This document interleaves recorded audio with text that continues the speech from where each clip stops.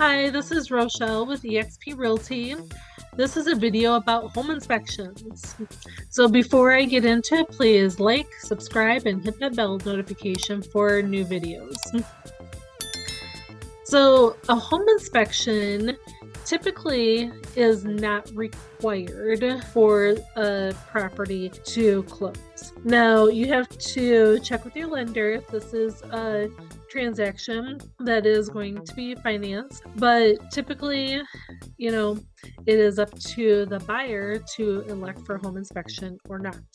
Now, when the market was crazy and people were just buying houses left or right and they would waive home inspections, I was kind of like, oh. And sometimes lenders require a home inspection, and sometimes the buyer just wants it for the peace of mind. I think that a home inspection from a agent's point of view is very beneficial. I also think a home inspection from a personal point of view is very, very helpful to have. So you're going to find out pretty much what every nook and cranny of this property looks like, what needs to be addressed, maybe not now, but maybe there's windows that will need to be replaced in 5 years. So that's definitely something that will need to be looked at and then need to be budgeted for, so that when the time comes, it's going to be an expense, but you could be prepared. A home inspection is usually up to the buyer if they want it or not. And so when somebody's going in and they're just looking at a whole bunch of different houses, or maybe there's something very specific about this particular property that they really like, maybe it's the location, it's in a great school district, maybe it's everything they wanted, but the price is quite a bit less than what their budget is. You never know. It could be that you're just very overwhelmed with the whole process, but I always would recommend a home inspection. So let's say a basement wall is bowing inward, which could be a structural concern. And I've been in a property where this property was 100 years old and the basement walls looked fabulous. It was just mind-boggling to me to see that this basement was looking so great for a house of its age. And the buyers did elect for a home inspection. A certified inspector came out and was also very impressed with the structure of the home. But when the inspector was outside of the property, they noticed that the sidewalk had a little bit of a gap away from the house.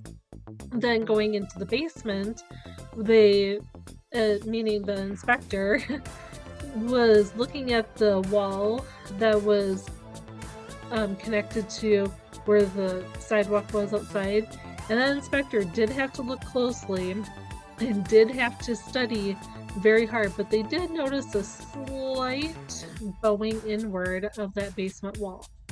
And the inspector said to the buyers, this is not a concern. However, with the sidewalk that had a little bit of a gap outside, that was the concern of water and other things getting in and pushing that wall in to make it even more bowed.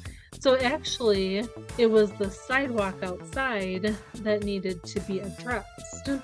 So that's something else that an inspector would find, is maybe there's something that the average person is thinking, okay, sure, we'll get this fixed, but maybe the root cause of it is actually a whole different issue.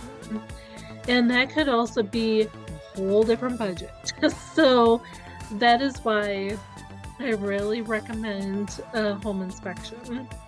Now, if you are somebody who doesn't want to have a home inspection, then what I do recommend is when you are viewing the property for the first time, maybe even the second time, bring somebody with you who would be, perhaps they are a builder, a remodeler, perhaps they are in the trade of some other, maybe it's an electrician, plumber, somebody who has seen houses time and time again and knows what to look for, and they can give their honest opinion and a professional opinion about what is happening. So, like, if I were in a home and I was wanting to buy it and I was just like, I don't want to have a home inspection, I'll bring my dad. He's been, building and remodeling houses for 45 years. That would be a great way to, also get an honest opinion. But also remember that if you bring somebody who is not a licensed inspector, who is not giving a very detailed report, then the buyer is not able to go back to the seller to say, these items were presented and this is where we want to negotiate either in the price, or perhaps have the seller contribute monetary amounts to fixing an issue, or having the seller correct that issue before the property it does go to closing and is conveyed to the new buyer. With a buyer, having the inspection as a contingency with the purchase agreement, then that's a way where, especially if it's a home that is distressed, that when an inspector goes in and they, find whatever could be found, and then says, these are some points that should be addressed right away, then maybe a buyer could go back to the seller and say, okay, because of these particular things that were found, we have decided that we want our earnest money back and we want to go forward, with discontinuing this purchase agreement. Sometimes the lender does require an inspection to be completed before the closing can take place, because that's part of the mortgage agreement.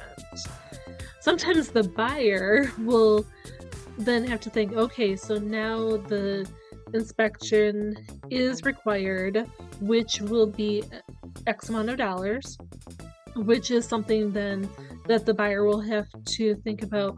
Have they budgeted for this particular part? And that's another thing to think about, is that an inspection, for example, here in Minnesota, I've worked with an inspector who was supposed to charge the homeowner $650, but then because the part of the inspection was going to be very easy, because it was a garage that was unattached and it was not really, a big deal if anything was found or not, then the inspector said, that's okay, I'll just waive the fee to inspect the garage.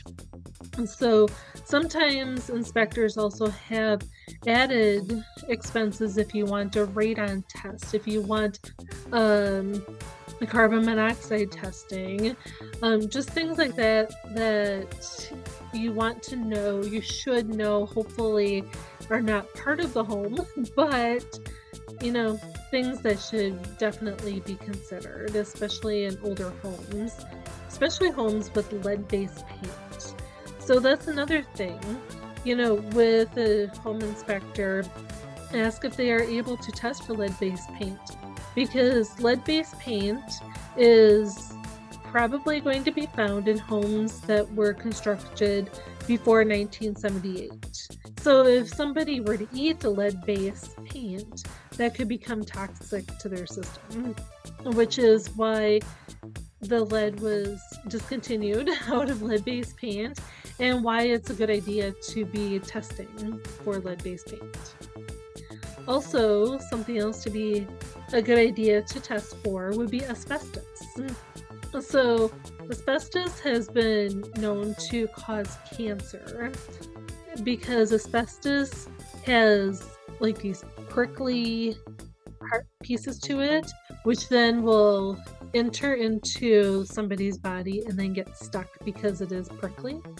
So that is something else that would be a great idea to test for, especially if somebody living in the home is somebody who is vulnerable, such as a young child, a person with disabilities, or let's say an older person or somebody that just is not aware of what asbestos may or may not look like and smell like.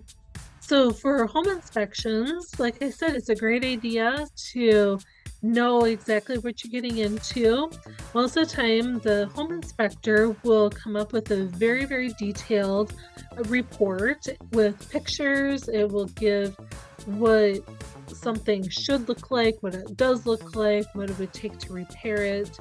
Some inspectors may also, put in the recommendation of who they would recommend to have correct an issue. So there's a lot to consider about a home inspection. And if you have any questions, please definitely reach out to me. I would love to help you out. If you would like to have your home inspected before selling it, that is a great idea too. I think that also shows to future buyers that the seller is very serious about what is going on. However, if a seller does elect to have an inspection, then that is also something that they must disclose every material fact. So therefore, if a homeowner didn't know that, let's say, shingles were missing and that there was rotting started, underneath that, then that is something that would need to be disclosed. So just keep that in mind, that once an inspection does happen, that all material facts need to be disclosed, which, may or may not affect the price. It may or may not affect the value. It may or may not affect the appraisal. It may or may not affect the overall transaction process, but inspection report will need to be part of the purchase agreement and presented, so that way the buyer does know what they are getting. If you are in the Rochester, Minnesota or Southeast Minnesota area and you would like recommendations for an inspector, I have some great people to refer, so let me know. You have yourself a great day.